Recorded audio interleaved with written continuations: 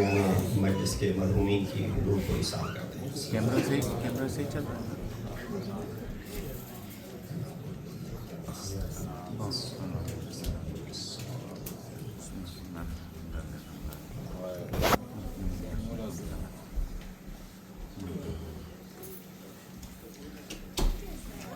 أعوذ بالله من الشيطان الرجيم. بسم الله الرحمن الرحيم. الحمد لله الذي قصرت عن رؤيته أبصار الناظرين وعجزت عن نعته أوهام الواصفين. الحمد لله رب العالمين.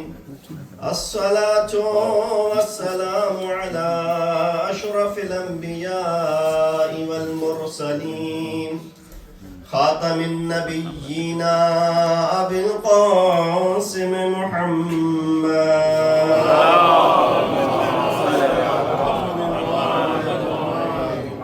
وأهل بيته الطيبين الطاهرين المعصومين الذين ذهب الله عنهم الرجس وطهرهم تطهيرا.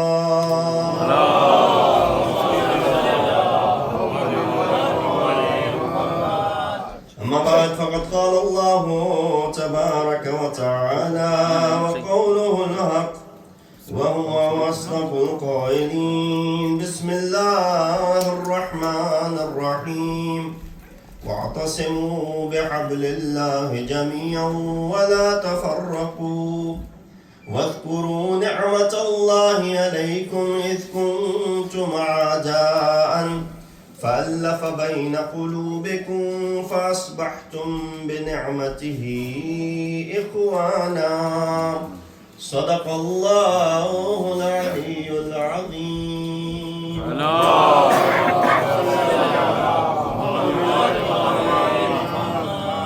السلام علیکم ورحمۃ اللہ وبرکاتہ. جس آیت کی تلاوت کا شرف حاصل کیا وہ سورہ آل عمران کی آیت نمبر 103 ہے، مشہور و معروف آیت. بارہا جس کی تلاوت آپ کے سامنے فرمائی جا چکی ہے. خداوند متعال اس آیت میں ایک بہت ہی اہم انسانی زندگی کے پہلو کی طرف اشارہ کر رہا ہے، اور وہ یہ ہے وَاعْتَصِمُوا بِحَبْلِ اللَّهِ جَمِيعًا وَلَا تَفَرَّقُوا. اللہ کی رسی کو مضبوطی سے تھام لو اور اپنے درمیان کسی قسم کے اختلاف کو پیدا نہ ہونے دو. اور یاد کرو اس وقت کو جب تم ایک دوسرے کے دشمن تھے اور اللہ نے اپنی رحمت اور اپنی نعمت کے ذریعے تمہارے دلوں کو تالیف قلب کیا، اکٹھا کیا، اور اسی نعمت کے اثر سے تم ایک دوسرے کے بھائی بن گئے. یقیناً آج کی یہ مجلس اعظم اور جو عنوان میں ذہن میں لے کے آیا تھا اور جو لوگ مجھ سے پہلے پڑھ چکے اور پھر لاسٹ منٹ میں مجھے ایک میسج بھی آیا کہ جس کے بارے میں کچھ میں بانی مجلس کی طرف سے کہ جس کے بارے میں کچھ عرائض آپ کے سامنے پیش کروں. اب وہ دیکھیں کیا بنتا ہے. ان تمام چیزوں کو ذہن میں رکھتے ہوئے علم کی گفتگو آخری ہو رہی تھی تو میں نے کہا میں بھی اس میں سہم لے لوں کہ ہمارا تعلق اس گھرانے سے ہے کہ جو علم پہ ناز کرتا ہے. اسی لیے مولا متقیان کا یہ قول اور یہ شعر رضینا قسمت الجبار فینا لنا علم وللآباء معلوم. ہم راضی ہیں جبار یعنی خدا کی اس تقسیم بندی کے اوپر کہ اس نے ہمارے حصے میں علم رکھا اور ہمارے دشمن کے حصے میں مال رکھا. وَإِنَّ الْمَالَ يَفْنَى عَنْ قَرِيبٍ، کیونکہ مال تو عن قریب فانی ہو جائے گا. وَإِنَّ الْعِلْمَ بَاقٍ لَا يَزَالُ، اور جہاں تک علم کی بات ہے تو وہ تو ہمیشہ باقی رہنے والا ہے. یقیناً سید الشہداء کی زندگی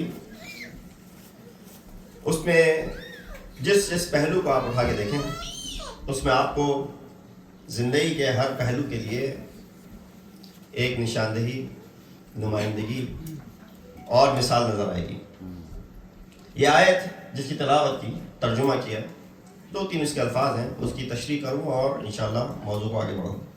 خداوند متعال نے وَاعْتَصِمُوا سے ابتدا کیا ہے۔ وَاعْتَصِمُوا کا روٹ ورڈ ہے عصمت، معصوم بھی اسی سے نکلا ہے، اسی لیے معصوم اس کو کہتے ہیں من عصمہ اللہ، جس کو اللہ نے پروٹیکٹ کیا ہو یا اس کی حفاظت کی ہو، یعنی جس کی اللہ حفاظت کرے وہ معصوم ہو جاتا ہے۔ لہذا ہم اپنے ائمہ اطہار کو معصومین کہتے ہیں اور بے صحیح معنی وہ معصومین ہیں، لیکن اس کے ساتھ ساتھ آپ اور ہم بھی جب کسی سے ملتے ہیں تھوڑی دیر بعد جب وداع کرتے ہیں تو ہم کیا کہتے ہیں؟ خدا حافظ، اللہ حافظ۔ اب یہ خدا حافظ اور اللہ حافظ کی بحث بیجا بحث ہے، اس میں پڑھنے کی ضرورت نہیں ہے، دونوں ہی صحیح ہیں۔ اہل سنت نے کہنا شروع کر دیا اللہ حافظ، تو اس میں کہنا شروع ہوا کہ بھائی خدا جو ہے وہ چونکہ ایرانی فارسی لفظ ہے اور خدا سے مراد جو ہے وہ ان کے اہریمن اور ان کے پرستش جس کی کرتے تھے اس سے مراد ہے، تو لہٰذا خدا مت کہو، اللہ کہو۔ جو زبان میں بھی آپ اللہ کو پکاریں گے وہ اللہ ہی رہے گا، تو اس میں کوئی حرج نہیں ہے، خدا حافظ کہا جائے یا اللہ حافظ کہا جائے۔ لیکن جب آپ کہتے ہیں اللہ حافظ یا خدا حافظ تو یعنی آپ نے اس شخص کو اللہ کی پناہ میں ڈال دیا، تمہیں خدا کی پناہ میں گیا، تم جا رہے ہو خدا حافظ اللہ کی پناہ میں، یعنی اللہ تمہارا محافظ ہو۔ اس کا مطلب ہے کہ ہر دن ہر روز جتنی مرتبہ بھی ہم خدا حافظ یا اللہ حافظ کہتے ہیں کسی کو، تو ہم اس کو اللہ کی پناہ میں دیتے ہیں، یعنی اللہ کو اس کا محافظ قرار دیتے ہیں۔ ادھر ابھی آپ نے سنا معصوم اس کو کہتے ہیں من عصمہ اللہ، کہ جس کی اللہ محافظت کرے، اور ہم اور آپ بھی ایک دوسرے کو اللہ کی محافظت میں دیتے ہیں کہ اللہ آپ کی حفاظت کرے۔ تو گویا جب وہ معصوم اللہ کی حفاظت کی وجہ سے معصوم ہیں تو آپ کا کردار بھی ایسا ہونا چاہیے کہ آپ بھی عصمت کے قریب چلے جائیں۔ اب آف کورس ہمارا وہ درجہ نہیں ہو سکتا جو معصوم وہی 14 ہیں، کوئی نہ 15 ہے نہ 16 ہے، وہی 14 معصوم ہیں اور وہی رہیں گے بے حقیقی معنی، لیکن ہم اور آپ بھی ایک مقدار تک عصمت رکھتے ہیں، اس لیے کہ بہت سے ایسے گناہ ہیں کہ جو نہ ہم سے کبھی سرزد ہوئے ہیں نہ ہم نے کبھی اس کے بارے میں سوچا ہے۔ یعنی قتل کا گناہ ایک بہت بڑا گناہ ہے، انشاءاللہ مومنین جو یہاں تشریف فرما ہے انہوں نے نہ کبھی قتل کیا نہ ہی کبھی اس کے بارے میں سوچا ہوگا انشاءاللہ۔ اسی طریقے سے ایڈلٹری زنا ایک بہت بڑا گناہ ہے، نہ اس کے بارے میں سوچا نہ اس کو کیا ہوگا، اور شراب خوری ایک بہت بڑا گناہ ہے، نہ اس کو کیا ہوگا نہ اس کے بارے میں سوچا ہوگا۔ جس عمل کے بارے میں نہ سوچا ہو نہ کیا ہو آپ اس کے حوالے سے معصوم ہو گئے، یعنی آپ کو اتنی عصمت حاصل ہو گئی۔ عصمت مطلقہ نہیں، وہ تو صرف انہی معصوم کے پاس ہے، لیکن یہ عمل آپ کے پاس بھی اس حد تک موجود ہے۔ اور اسی طریقے سے دعوت ذو العشیرہ میں بھی لفظ واللہ یعصمک من الناس کہا تھا، جب رسول کو دعوت کے لیے کہا گیا تو اس میں دعوت ذو العشیرہ میں کہنا چاہیے تھا واللہ یعصمک من الناس۔ کہا کہاں پہ؟ جب غدیر کے موقع پہ خطبہ دیا رسول نے اور علی کی ولایت کا اعلان کیا تو کہا واللہ یعصمک من الناس، اللہ آپ کی حفاظت کرے گا کس سے؟ لوگوں سے۔ مرزا اطہر مرحوم نے کہا تھا اپنی تقریر میں ایک دفعہ کہ جبرائیل یہ آیت چھپا لیے تھے، اس کو جو ہے وہ جلدی ریویل کرنا تھا لیکن انہوں نے روک لی تھی شاید۔ نہیں ایسا نہیں ہے، وہ صرف مذاق کر رہے تھے، انہوں نے یہ نہیں کہ مثلا خدا نخواستہ جبرائیل امین کے اوپر کوئی شک و شبہ وارد کیا ہو، مگر کہہ ہی رہے تھے کہ اس آیت کو اور پہلے آ جانا چاہیے تھا۔ کیوں؟ جب دعوت ذو العشیرہ دی تھی اس وقت خطرہ تھا تو کہنا چاہیے تھا واللہ یعصمک من الناس، اللہ آپ کی حفاظت کرے گا، نہیں کہا اس وقت۔ جب بستر رسول پہ سوئے تھے، جب علی کو سلایا تھا اور خود ہجرت کر کے جا رہے تھے تب کہنا چاہیے تھا واللہ یعصمک من الناس، اس وقت ضرورت تھی، اس لیے کہ اس وقت دشمنوں کے درمیان گھرے ہوئے تھے۔ جب جنگ بدر میں 313 کو 1000 کے مقابلے میں لے کے گئے تھے تو آیت نازل ہوتی واللہ یعصمک من الناس، آپ چھوٹے سے لشکر کے ساتھ 1000 کے ساتھ لڑ رہے ہیں تو اللہ آپ کی حفاظت کرے گا، وہاں پہ بھی نہیں کہا۔ احد میں جب جنگ پلٹ گئی تھی اور لوگ یہ سمجھ رہے تھے کہ رسول کو قتل کر دیا گیا ہے اور علی نے اٹھا کے دکھایا تھا ہاذا محمد، اس وقت کہنا چاہیے تھا واللہ یعصمک من الناس، لیکن اس وقت بھی نہیں کہا۔ جب خندق میں عمرو بن عبد ود للکار رہا تھا، پکار رہا تھا اور سب ڈرے خوف کے مارے بیٹھے ہوئے تھے تو کہنا چاہیے تھا واللہ یعصمک من الناس، لیکن ان مواقع پہ نہیں کہا۔ کہا تو یہاں پہ کہا واللہ یعصمک من الناس، اللہ آپ کو محفوظ رکھے گا لوگوں کے شر سے۔ تو پتہ چلا اس وقت اس لیے نہیں کہا کہ اس وقت علی کی ذات موجود تھی حفاظت کرنے کے لیے، اللہ کا نمائندہ موجود تھا رسول کی حفاظت کے لیے۔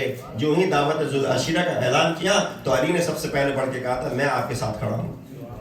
جب بستر رسول پہ سونے کی بات آئی تھی اور تلواروں میں گھرے ہوئے تھے اس بستر کو لے کے تو علی کھڑے ہوئے، علی اس بستر کے اوپر سو گئے تھے، تو اللہ کو کہنے کی ضرورت نہیں پڑی واللہ یعصمک من الناس، علی وہاں پہ لیٹ گئے تھے تاکہ رسول کی حفاظت ہو سکے۔ جنگ بدر میں بھی 313 کو لے کے گئے تھے لیکن اعتماد تھا علی جیسا موجود ہے لہٰذا اور کسی مدد کی ضرورت نہیں پڑے گی، واللہ یعصمک من الناس کہنے کی ضرورت نہیں پڑی اور علی نے وہ کام انجام دے دیا۔ جہاں پہ عہد کی بات آئی تو میں نے پہلے ہی کہہ دیا ہاذا محمد کہہ کے اس چیز کا جواب دے دیا تھا کہ جو بعد میں رسول کہیں گے ہاذا علی کہہ کر کے، اور آخر میں عمرو بن عبد ود کا کام تمام کرنے والے علی کی ذات ہے تو لہٰذا ادھر بھی یہ کہنے کی ضرورت نہیں پڑی۔ یہ قافلہ آگے بڑھا اور اس قافلے میں رسول نے ایک بات کہی کہ یہاں پہ میں ایک اعلان کرنا چاہتا ہوں، لہذا تم لوگ ایک ممبر تعمیر کرو۔ لوگوں نے کہا کہ ممبر رسول ہمارے پاس وسائل نہیں ہیں، اس بیاباں میں کیسے ممبر بنا سکتے ہیں؟ کہا میں تمہیں سکھاتا ہوں ممبر کیسے بنائے گا، پالان لو، پالانوں کو ایک کے اوپر ایک رکھو، جب ایک حد تک پہنچ جائیں تو وہ ممبر بن جائے گا۔ گویا انہوں نے سارے پالانوں کو اتارا اونٹوں سے، اس کو ایک کے اوپر ایک سٹیک کیا، جب اتنا اونچا ہو گیا رسول اس کے اوپر چڑھے اور رسول نے چڑھ کے اس کے اوپر اعلان ولایت کیا۔ لیکن رسول نے جب کہا کہ یہ بناؤ ممبر تو وہ لوگ جو 2 مہینہ پہلے ممبر بنانے کے قابل نہیں تھے صاحب ممبر بنا بیٹھے، جنہوں نے 2 مہینے پہلے ممبر بنانے کی تربیت لی تھی رسول سے، 2 مہینے بعد رسول کی وفات کے بعد سے صاحب ممبر بنانے کے لیے چلے ہیں۔ اور آخری جملہ اس حوالے سے چونکہ موضوع نہیں تھا بحث آگے بیچ میں، رسول نے اس نئے بنے ہوئے ممبر سے وہ کہنا تھا جس کے لیے اللہ نے کہا اِن لَمْ تَفْعَلْ فَمَا بَلَّغْتَ رِسَالَتَهُ، اگر یہ نہیں کیا تو گویا کچھ نہ کیا۔ لوگ شبہ پیدا کرتے ہیں کہ اس کے بارے میں کہ یہ چیز ابتدائی دور کی چیز ہے، انتہائی دور کی نہیں ہے۔ غلط اس لیے کہ آج توصیف بھائی نے مجلس کے لیے دعوت دی ہے اور میں چند سالوں سے مجلس پڑھ رہا ہوں، اگر وہ کہتے ہیں مولانا آج اگر مجلس نہیں پڑھی تو گویا کبھی نہیں پڑھی، وہ کہنے کا حق رکھتے ہیں۔ نیو جرسی میں 20 سال سے مجلس پڑھ رہا ہوں، آپ لوگ اگر مجھ سے کہیں مولانا آج اگر مجلس نہیں پڑھی تو گویا کوئی مجلس نہیں پڑھی۔ لیکن وہ عالم دین جو پہلی دفعہ نیو جرسی آیا ہے اور پہلی دفعہ ممبر پہ بیٹھ رہا ہے اس نیو جرسی میں، اس سے آپ یہ بات نہیں کہیں گے کہ آج نہیں پڑھی تو گویا کبھی نہیں پڑھی۔ کیوں؟ وہ پہلی دفعہ آیا ہے۔ تو پتہ چلا رسول کا یہ کہنا، اللہ کا یہ کہنا فَإِن لَمْ تَفْعَلْ فَمَا بَلَّغْتَ رِسَالَتَهُ اس بات کی دلیل ہے کہ 20 سال سے رسول مستقل کہتے آ رہے تھے، علم دے رہے تھے، تعلیم پہنچا رہے تھے، احکام کی تعلیم دے رہے تھے، اب جا کے کہا جا رہا ہے کہ اگر آج پیغام نہ پہنچایا تو گویا 23 سال میں کوئی پیغام نہ پہنچایا۔ سبحان اللہ محمد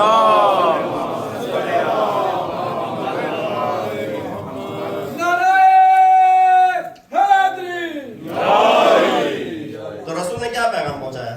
رسول نے علی کی ولایت کا پیغام پہنچایا۔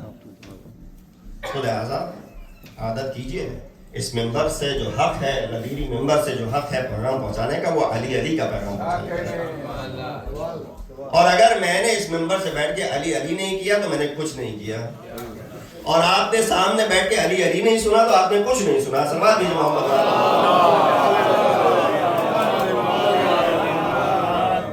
تو اللہ آپ کو محفوظ رکھے گا۔ دوسرا جو لفظ ہے غور طلب وہ ہے حبل۔ لفظ حبل کے معنی کیا ہے؟ رسی۔ ایک جو روایتوں میں ملتا ہے وہ ہے حبل اللہ المتین، جس کو قرآن کہا گیا۔ قرآن حبل اللہ ہے، یعنی اس قرآن کے ذریعے آپ تمسک کریں تو آپ ایک اس رسی تک پہنچ سکتے ہیں. دوسری جو یہ رسی ہے اس کے ساتھ قرآن تو یقیناً اللہ کی جانب سے آیا ہے.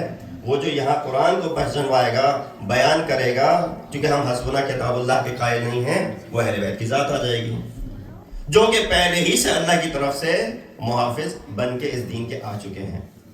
لہٰذا امام حسین کی اگر آپ ذات کو دیکھیں, تمام اہل بیت کا تذکرہ صرف حسین کی مجلس ہے تو آج حسین کا ہی ذکر ہے, کہ امام حسین کی اگر آپ زندگی کو دیکھیں تو امام حسین کی ذات وہ ذات ہے کہ جس کو ایسا نہیں ہے کہ کوئی نہ جانتا ہو.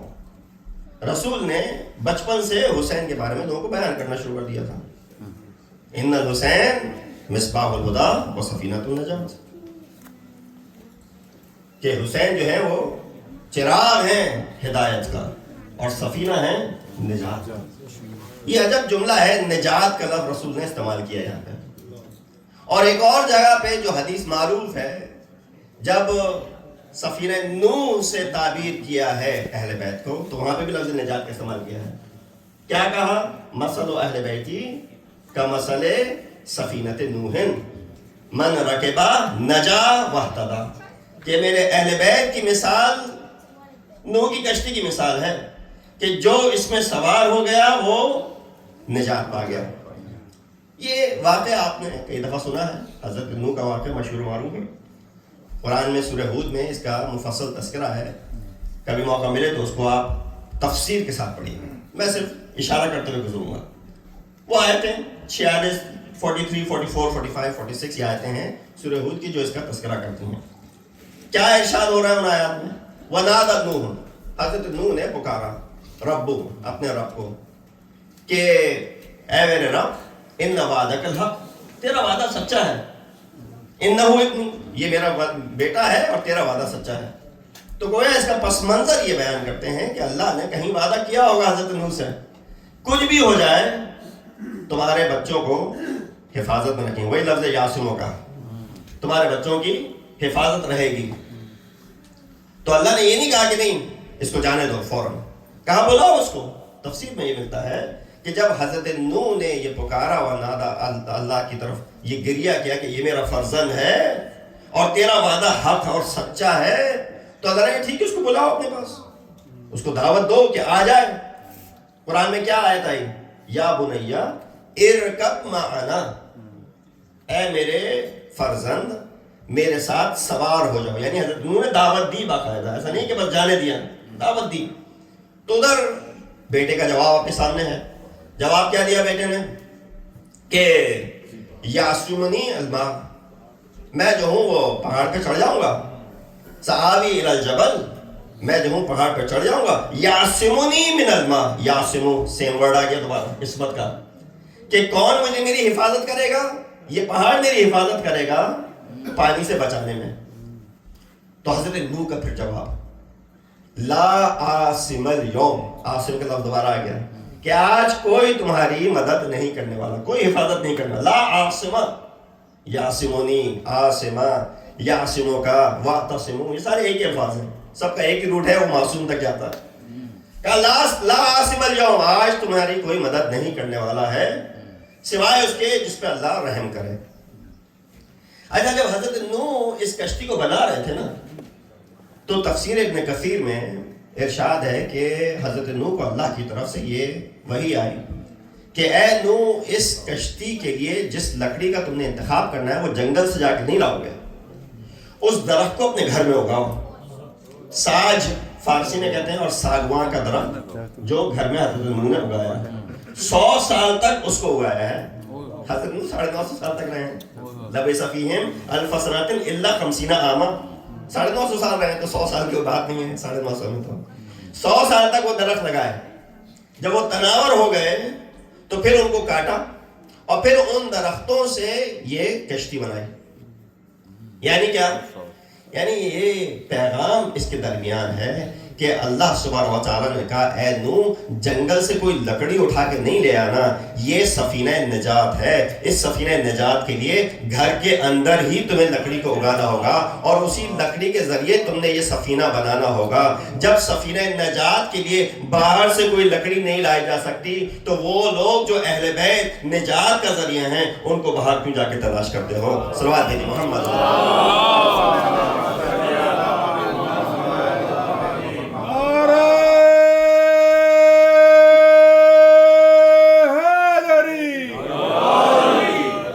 لہذا اسی لیے وہ رسول کی مشہور و معروف روایت حدیث ہے کہ ستفرق امتی 73 فرقۃ, کہ میرے بعد میری امت 73 فرقوں میں بٹ جائے گی اور ان میں سے ایک ہوگا فرقہ ناجیہ, سب کے سب ہلاک, اور صرف ایک ہوگا جو ہوگا فرقہ ناجیہ.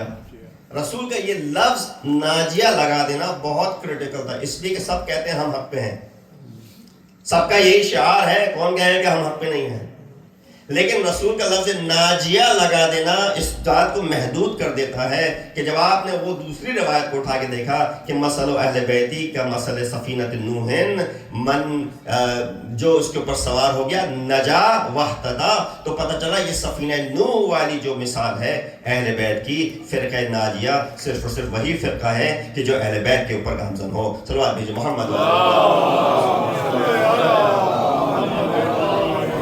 لہذا امام حسین کوئی گمنام شخصیت کا نام نہیں, امام وہ ہیں کہ جن کے بارے میں رسول نے ابتدا سے ہی لوگوں کو بیان کر دیا کہ ان الحسین مصباح الہدی و سفینۃ النجات, یہ روایت آپ کے سامنے پڑھی, اور حسین منی وانا من الحسین, حسین مجھ سے ہے اور میں حسین سے ہوں. آپ نے اس روایت کی کئی تشریحیں سنی ہوں گی, آج ایک یہ تشریح بھی سن لیجیے. انسان دو طریقے سے پہچانا جاتا ہے, حسب کے ذریعے یا نسب کے ذریعے. بچوں کے لیے بیان کر دوں نسب اور حسب میں کیا فرق ہے. نسب نسبی تعلق جو آپ کا ماں باپ, آپ کے جد, آپ کے دادا پردادا ان سے ہے, اور حسب وہ ہوتا ہے کہ جو انسان خود کچھ کر دکھائے تو اس قابل ہو کہ اس کو اس سے بیان کیا جائے. وہ لوگ جو باہمت ہوتے ہیں وہ نسب کا سہارا نہیں لیتے, وہ اپنے حسب کے اوپر ہی کام کر جاتے ہیں. بعض ایسی ہستیاں ہیں کہ جن کا نسب اتنا اچھا نہیں ہے مگر ان کا حسب بہت اچھا ہے. مثلا سلمان فارسی, ان کو وہ نسب نہیں ملا لیکن سلمان منا اہل بیت ہو گئے, حسب اتنا اچھا ہو گیا ان کا. بلال حبشی اتنا اچھا نسب نہیں ملا لیکن رسول کو ان کا اسحدو کہنا زیادہ پسند تھا, کہ وہ جو کوئی اشہد کہتا ہے اور یہ جو اسحد کہتے ہیں, مجھے ان کا اسحد اس کے اشہد سے زیادہ پسند ہے. یا اس طریقے سے اور آپ کو مثالیں ملیں گی لوگوں کی کہ جو نسب تو اتنا اچھا نہیں رکھتے. محمد ابن ابی بکر نسب اتنا اچھا نہیں ہے لیکن علی کی صحبت میں رہے تو حسب اچھا ہو گیا.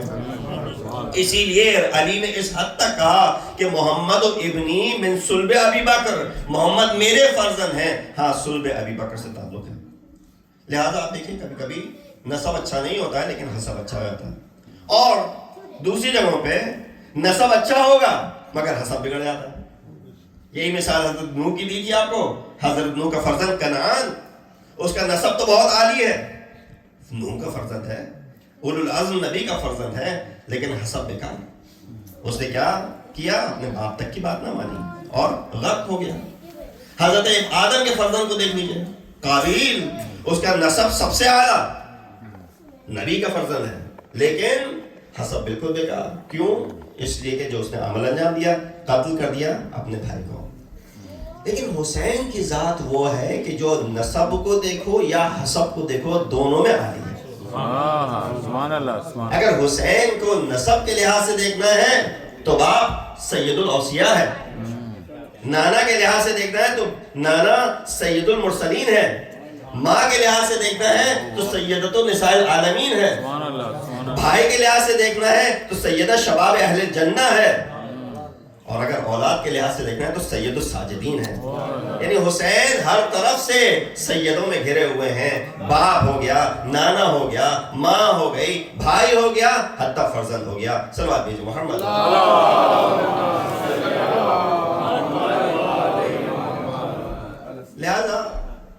اگر اس امام حسین کے حسب اور نسب کو سمجھنا ہے تو رسول کی یہ حدیث اب آپ دیکھیے. جب رسول نے کہا نا کہ حسین منی تو یہ نسب کی طرف اشارہ ہے, اور جب کہا وَأَنَا مِنَ الْحُسَيْن تو یہ حسب کی طرف اشارہ ہے. اگر سمجھ پائیں میں بچوں کے لیے ایکسپلین کر دوں, بزرگ تو پہنچ گئے ہیں, بچوں کو بیان کرتا ہوں کہ رسول کی اولاد میں ہے حسین تو یہ نسب ہو گیا حسین کا, لیکن رسول کا یہ کہنا کہ میں حسین سے ہوں تو یہ امام حسین کا حسب ہے کہ حسین نے خود وہ کارنامہ انجام دیا کہ جس کی وجہ سے رسول پہچانے گئے.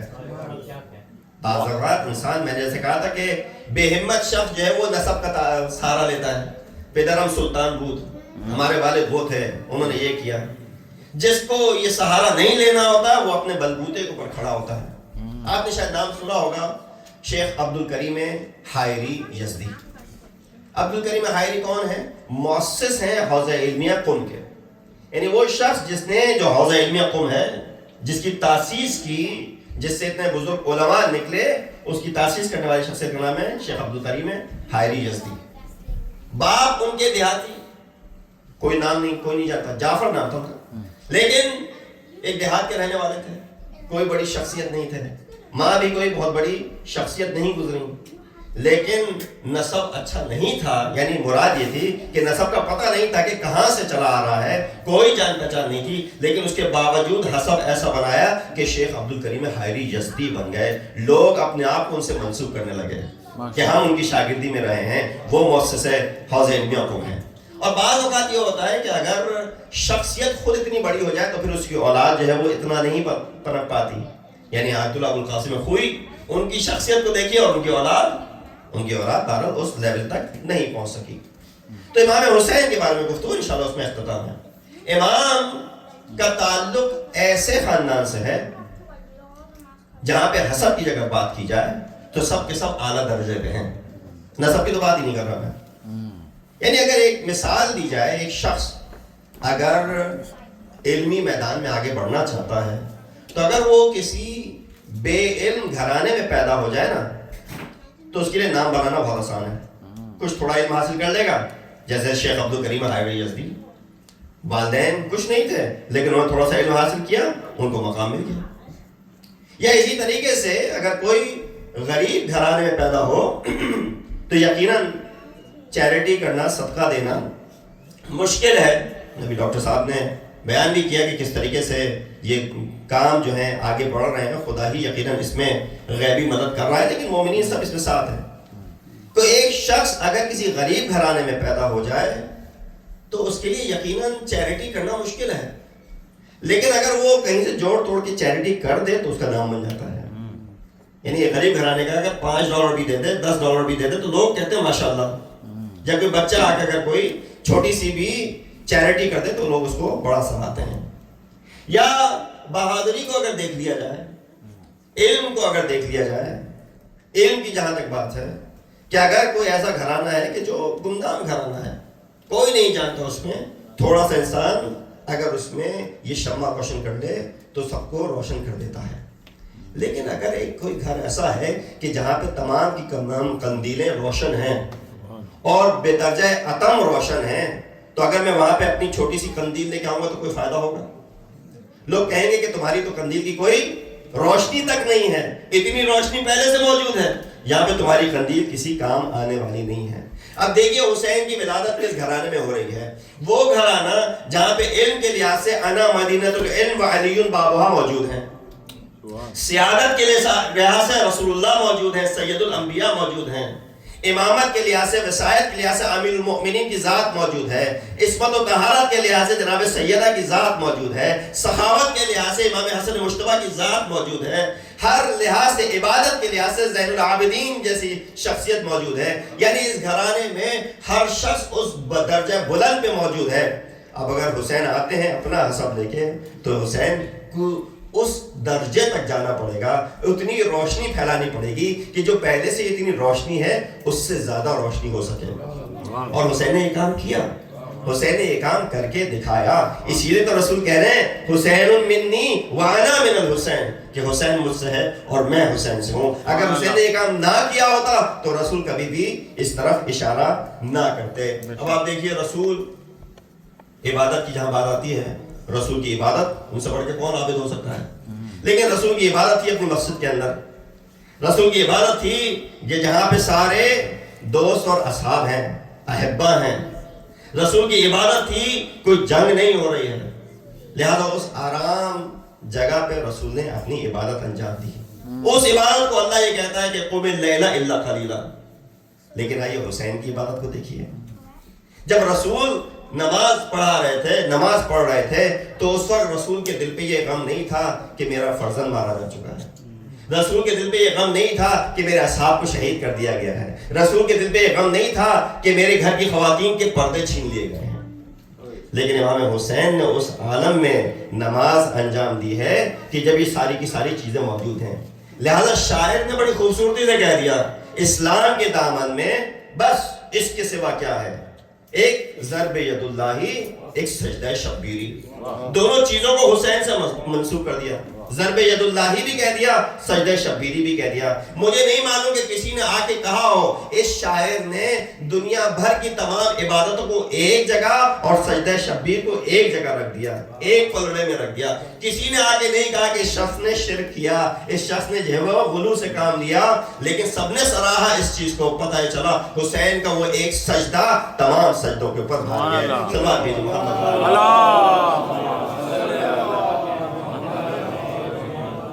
حسینیت حسینیت یزیدیت یزیدیت آواز بلند صلوات.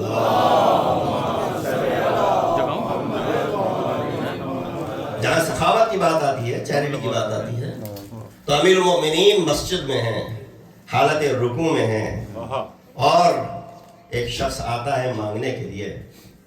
غیب سے امام کو علم ہوتا ہے اور امام اشارہ کرتے ہیں اپنے اس انگشتر کی طرف. وہ آدمی متوجہ ہو جاتا ہے اور امام کے انگشتر کو ہاتھ سے اتار لیتا ہے اور آیت نازل ہو جاتی ہے. لیکن یہ دینا اتنا مقبول ہوا کہ اللہ نے اس کے بارے میں آیت نازل کر دی. سبحان اللہ.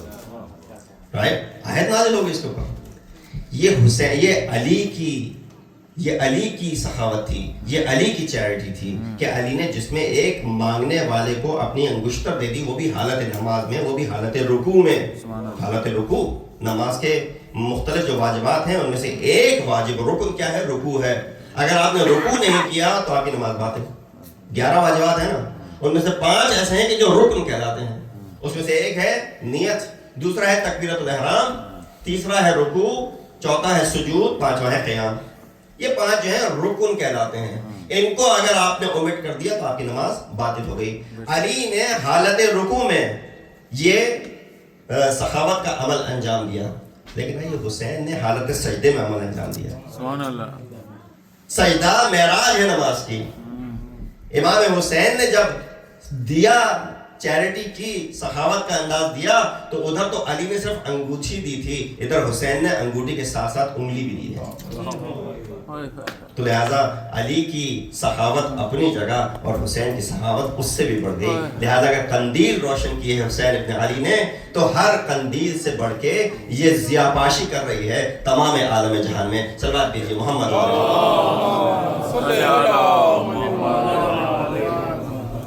لہذا آپ کے سامنے سخاوت کی بھی مثال آ گئی، آپ کے سامنے عبادت کی بھی مثال آ گئی، اور آخری جو مثال ہے وہ ہے شجاعت کی. علی سے بڑھ کے کون شجاع ہو سکتا ہے؟ علی کی شجاعت کے کارنامے، مارکے موجود ہیں، اور ہم وہ مارکوں کو بیان کرتے ہیں اور فضائل کے لیے بیان کرتے ہیں، اور اس لیے بیان کرتے ہیں کہ واقعاً اگر علی کی سیف نہ ہوتی، یعنی اس حد تک ہم اور آپ تو کیا بیان کریں گے، اللہ نے چاہا کہ وہ بھی علی کی مدح کرے، تو اسی لیے ذوالفقار کے اوپر یہ کہہ دیا لا فتح الا علی لا سیف الا ذوالفقار.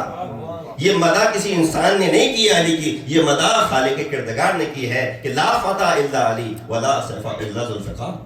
تو جب علی کی مدح خدا خود کر رہا ہے تو ہم اور آپ کیا علی کی مدح کر سکتے ہیں؟ لیکن اس کے باوجود آپ دیکھیے کہ امام علی جب جنگ کرتے تھے، جب خیبر کے لیے چلے ہیں، رسول اللہ نے ہاتھ میں علم دیا ہے اور گھوڑے پہ سوار کرایا ہے، ہاتھ میں تلوار دی ہے، یقیناً جبرائیل دائنے ساتھ ہیں، دوسرے فرشتے ساتھ چل رہے ہیں، رسول کی دعا ہے. اس طریقے سے علی جا رہے ہیں مرحب کا کلا کما کرنے کے لیے، اور وہ قوت ربانی کے ساتھ اس قلعے کو اکھاڑنا، یہ سب کے سب شامل حال ہے. تو علی کی شجاعت اپنی جگہ ہے، لیکن آئیے دیکھیے حسین کی شجاعت کس حد سے ہے. حسین اس وقت مارکے کے لیے گئے ہیں کہ جب تمام کے تمام گھر والے شہید کیے جا چکے ہیں. حسین اس وقت مارکے کے لیے جا رہے ہیں کہ جب ششماہی کی شہادت دے چکے ہیں. حسین اس وقت مارکے کے لیے جا رہے ہیں کہ جب جوان علی اکبر کے جگر سے وہ پھل نکال چکے ہیں. حسین اس وقت مارکے کے لیے جا رہے ہیں کہ جب ابو الفضل عباس کے دونوں شانوں کی قربانی دے چکے ہیں. حسین اس وقت جا رہے ہیں کہ جب قاسم کے ٹکڑوں کو اٹھا کے لا چکے ہیں. ان تمام صدمات کو برداشت کر کے جب کوئی مارکے پہ جائے اور قتال کرے اور 2000 کو واصل جہنم کر دے تو اس کی شجاعت کا کیا عالم ہوگا. تو بتائیے، امام حسین نے فضائل ہی پڑھ رہا تھا، مصائب کی طرف آ گئے آپ لوگ. حسین نے ہر معاملے میں اپنا لوہا منوایا ہے، چاہے وہ عبادت ہو، چاہے وہ علم ہو، چاہے وہ شجاعت ہو، چاہے وہ سخاوت ہو، چاہے وہ عبادت ہو. حسین ابن علی نے وہ قندیل روشن کی ہے کہ تمام قندیلوں سے حسین کی وہ قندیل روشن ہے. لہذا امام علیہ السلام کی وہ قربانی کبھی رائگاں نہ جائے گی. لہذا ہم اور آپ یہ مسائل اور یہ فضائل اور یہ مسائل سنتے ہیں، ایک عرصے سے سن رہے ہیں، ایسا نہیں کہ آج سے سننا شروع کیے. بعض تو اس محفل میں مجلس میں وہ لوگ بیٹھے ہوں گے کہ جن کا تجربہ مجلس میں سننے کا اتنا ہوگا جتنا میرا سن نہیں ہوگا. اور خدا سلامت رکھے آپ لوگوں کو، آپ کی سماعتوں کو، کہ آپ سنتے آ رہے ہیں اتنے عرصے سے. لیکن اس سننے میں اور اس پہ عمل کرنے میں کتنی دوری ہے. ایک جو ٹاپک تھا جس کے اوپر گفتگو کرنے کو کہا گیا تھا وہ ہے عمل صالح، کہ خداوند نے کہا لا نضیع اجر المحسنین، کہ جو بھی عمل صالح انجام دے گا اللہ سبحانہ تعالیٰ اس کے عمل کو ضائع نہیں ہونے دیتا. ہم اور آپ اس مجلس میں آ کے بیٹھتے ہیں، اس فرش اعضا پہ بیٹھتے ہیں، عقیدت کے ساتھ بیٹھتے ہیں، فضائل سننے کے لیے بیٹھتے ہیں، مسائل سننے کے لیے بیٹھتے ہیں، عبادت کی خاطر بیٹھتے ہیں، وضو کر کے بیٹھتے ہیں. تو لہٰذا ہونا کیا چاہیے، اتنے عرصے سے یہ مسائل اور یہ فضائل سن رہے ہیں، ابھی تک یہ ہماری سماعتوں کے اندر ہیں، دل میں نہیں اتر پائے ہیں. ہونا یہ چاہیے کہ جب بھی مجلس چھوڑ کے جائیں تو فضائل حسینی سن کے ہمارے اندر بھی وہ فضائل آ جائیں، کردار حسینی، کردار انسان ہمارا کردار بن جائے. اور جس چیز سے برات کرتے ہیں ہم یہاں بیٹھ کے یزید، اس کے جو رذائل ہیں وہ رذائل ہم تک نہ پہنچنے پائیں. یعنی اس مجلس کا ایک اہتمام یہ ہونا چاہیے کہ فضائل حسینی سنو تو وہ فضائل اپنا لو، رذائل یزیدی سنو تو ان رذائل سے برات کا اعلان کر دو. مطلب کیا ہے اس تولا اور تبرہ کا؟ تولا یہ ہونا چاہیے کہ ہمارے اندر بھی وہ فضائل پیدا ہو جائیں، ہمارے اندر بھی وہ کردار پیدا ہو جائے جو حسینی کردار کی عکاسی کرے، اور ہم سے وہ رذائل دور ہو جائیں جو یزیدی کردار کی عکاسی کر رہے ہوتے ہیں. اگر یہ مقصد نہیں ہے مجلس اعضا کا تو یقیناً پھر بھی آپ کی یہ قربانی، یہ مجلس قبول ہے. ایسا نہیں کہ خدا نہ خواستہ یہ مجلس قبول نہیں ہے، لیکن اگر ہاں یہ بھی ساتھ ہو جائے تو پھر نور علی نور ہے. 4 چاند لگ جائیں اس مجلس پہ، اس خلوص پہ، جس طریقے سے آپ لوگ بیٹھ کے سنا کرتے ہیں. صلوات بھیجیے محمد.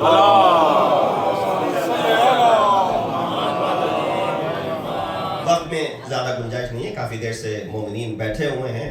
مجھے کہا گیا تھا کہ ام الرزایا، ام المصائب، جناب زینب کے مصائب آپ کے سامنے پیش کریں. یہ وہ شخصیت ہے کہ جس کو شریکت الحسین کا لقب ملا. جو جو چیزیں آپ کو حسین میں نظر آئیں وہ آپ کو شریکت الحسین میں نظر آئیں. اسی لیے آپ نے دیکھا امام حسین کی جو آخری وصیت ہے زینب کے لیے وہ کیا ہے؟ یا اختی لا تنسینی فی الصلاۃ اللیل. اچھا، کہ اے میری بہن مجھے اپنی نماز شب میں فراموش نہ کرنا. آپ دیکھیے کہ حسین کو کتنا اعتماد ہے زینب کے اوپر، کہ عام حالات نہیں ہیں. زینب کے اپنے فرزند بھی شہید ہو چکے ہیں، اور جو اور دیگر شہید ہوئے ہیں وہ بھتیجے ہیں، بھائی ہیں. لیکن اس کے باوجود بھی ہمارے گھر میں ایک موت ہو جاتی ہے، ہم صحیح سے فنکشن نہیں کر پاتے ہیں۔ حکم یہ شریعت کا کہ 3 دن تک لوگ کھانا لے کے آتے رہیں، چونکہ انسان خود سوچ نہیں سکتا ان چیزوں کے بارے میں۔ جس کی 18 جنازے اٹھے ہوں، اللہ 18، یہی جملہ کہا تھا نا امام رضا نے جب مخاطب ہوئے تھے، ابن شبیب ان کنتا باکین فی الشیء فبکی للحسین، اے ابن شبیب اگر تمہیں کسی پہ رونا ہے تو پھر حسین پہ رو۔ پھر دلیل بھی دے دی، کیوں؟ فَإِنَّهُ ذُبِحَ كَمَا يَذْبَحُ الْكَبْشُ، کیونکہ حسین کو ایسے ذبح کیا گیا جیسے بھیڑ بکریوں کو ذبح کیا گیا۔ یہ الفاظ ہیں امام رضا کے۔ وَمَعَهُ 18 لا شبیہون فی ذالک، اور حسین کے ساتھ 18 ایسوں کو ذبح کیا گیا کہ جن کی کوئی شباہت نہیں تھی دنیا میں۔ ارے ان میں سے ایک تو وہ تھا کہ جس کے لیے حسین خود یہ کہہ رہے تھے، اللہم اشہد بلغ الیہم غلام، اے اللہ تو گواہ ہے نا، ان کے سامنے وہ غلام جا رہا ہے، وہ شباب جا رہا ہے، وہ جوان جا رہا ہے، اشبہ الناس برسولک، جو رسول کے ساتھ سب سے زیادہ شباہت رکھتا ہے، خلقن و خلقن و منطقن، جہاں گفتار کی بات آتی ہے، کردار کی بات آتی ہے، ہر لحاظ سے علی اکبر مشابہت رکھتے ہیں۔ وَإِنَّا كُنَّا نَشْتَاقُ، جب ہمیں مشتاق دیدار رسول ہوتے تھے، فَنَظَرْنَا إِلَيْهِ، ہم علی اکبر کی طرف دیکھ لیا کرتے تھے۔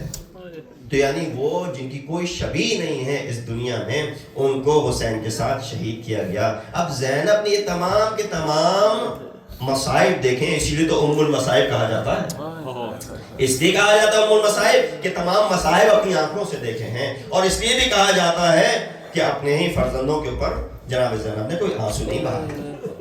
روایت تو یہی کہتی ہے۔ یہ ام الرضایا ہیں، شریکت الحسین ہیں، حدیث عشق 2 بس، کربلا و دمشق، یکی حسین رقم کر دیگری زینب۔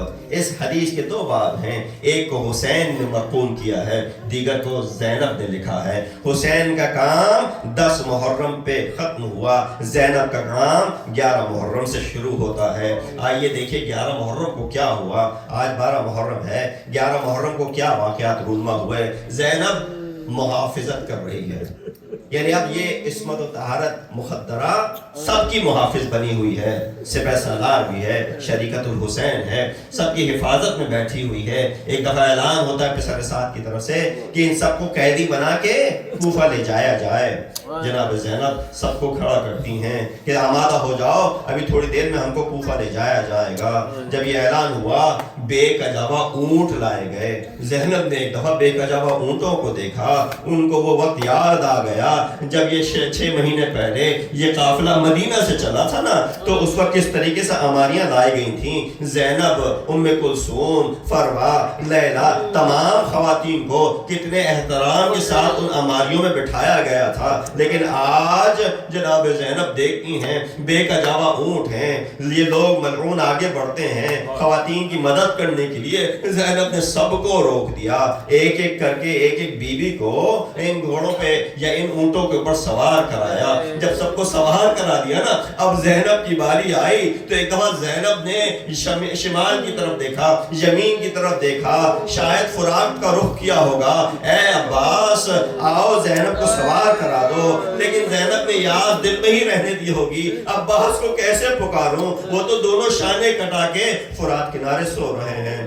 اجرکم اللہ، خدا کسی غم میں نہ رلائے سوائے غم آل محمد کے۔ بس یہ قافلہ جیسے ہی آگے بڑھا نا، جیسے ہی خواتین نے اپنے شہداء کو دیکھا، چونکہ ان ملعونوں نے شہداء کو تدفین نہیں کی، ان کو دفن نہیں کیا تھا، لاشیں ویسے ہی پڑے ہوئے تھے، بلکہ کچھ کے تو لاشیں گھوڑوں کی سموں کے نیچے پامال کر دیے گئے تھے۔ جیسے ہی نظر پڑی بیویوں کی، دوبارہ اپنے آپ کو ان لاشوں کے اوپر ڈال دیا، ایک دفعہ ودا کر لیں، پتہ نہیں اب دوبارہ ملاقات ہوگی کہ نہ ہوگی۔ یہ قافلہ اس طریقے سے کوفہ کی جانب رواں دوا ہے۔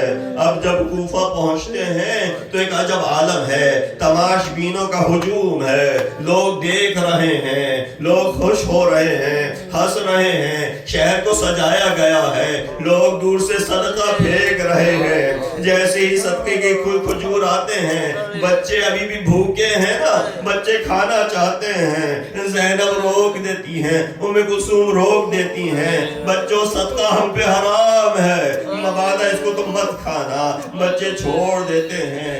इसी असना में जनाब ज़ैनब ने क्या देखा, कूफे वाले कुछ गिरिया भी कर रहे हैं। ज़ैनब से ना रहा गया, कहा तुम गिरिया भी करते हो और तुम्ही ने हमें शहीद भी किया, हमारे शुहदा भी तुम्हारी वजह से हैं। लिहाजा ज़ैनब जैसे ही आगे बढ़ रही थी, सर पे कोई चादर नहीं है, एक बीबी आती है, आके ज़ैनब से हमदर्दी करती है, ऐ बीबी मैंने देखा आप लोग मजलूम हैं, मैं सदका नहीं लाई हूँ, बच्चे आपके भूखे हैं, प्यासे हैं, मैं आपके लिए कुछ खाने पीने के लिए लाई हूँ। ज़ैनब ने कहा देखा जब सदका नहीं है, कहा बच्चों से आओ बच्चों ले लो इसमें से जो लेना है। बीवी ने कहा मगर एक शर्त है, मेरे हक में दुआ कीजिएगा। ज़ैनब ने कहा हाँ बिल्कुल दुआ करेंगे और हमारी दुआ मुस्तजाब है। बीवी ने कहा मैं दुआ करूंगी। ज़ैनब ने बच्चों से कहा तुम आमीन कहना। बीवी ने कहा ये पहली दुआ ये करो कि जिस तरीके से आपके मर्दों को शहीद किया गया, मेरे मर्दों को ऐसे शहीद ना किया जाए। जिस तरीके से आप लोगों को असीर बनाया गया, हमारे घर वालों को असीर न बनाया जाए। ज़ैनब दुआ करवा रही है, बच्चे आमीन कह रहे हैं, मगर दिल पे क्या गुजर रही होगी जब ये दुआ या जुमले निकले होंगे। और आखिरी दुआ क्या है बीबी, वो भी अर्ज कर दो। कहा मेरी आखिरी दुआ ये है कि आप लोग मजलूम हैं, यकीनन आपकी दुआ कबूल होगी। मुझे मदीने की ज़ियारत का शरफ हो, मैं चाहती हूँ आका हुसैन की ज़ियारत करूँ, शहजादी ज़ैनब की ज़ियारत करूँ। अजरुकुम अल्लाह। बस एक दफा ये सुनना था, ज़ैनब से ना रहा गया। कहा है बीबी तुमने ज़ैनब का नाम लिया, हुसैन का नाम लिया, मदीना क्यों जाना चाहती हो? कहा नबी का मदीना है, नबी का शहर है, मेरी शहजादी वहाँ रहती है, हुसैन आका हुसैन वहाँ रहते हैं। कहा तुम्हारा क्या ताल्लुक है उनसे? कहा बड़ा गहरा ताल्लुक है। ज़ैनब से मैंने मेरी उस्ताद रही है, उनसे मैंने इल्म कुरान सीखा है। ज़ैनब ने कहा अगर तुमने देखा ज़ैनब को तो क्या पहचान लोगी? कहा हाँ क्यों ना पहचानूंगी, ज़ैनब से ताल्लुक इतना गहरा है। अभी ज़ैनब ने सर पे चादर तो कोई नहीं, लेकिन बाल चेहरे से हटाए। ऐ बीबी ज़ैनब तेरे सामने खड़ी है, यही ज़ियारत कर ले। और हाँ आका हुसैन की ज़ियारत करती है तो वो देख नेज़े पे जो सर बुलंद है वो तेरे आका हुसैन।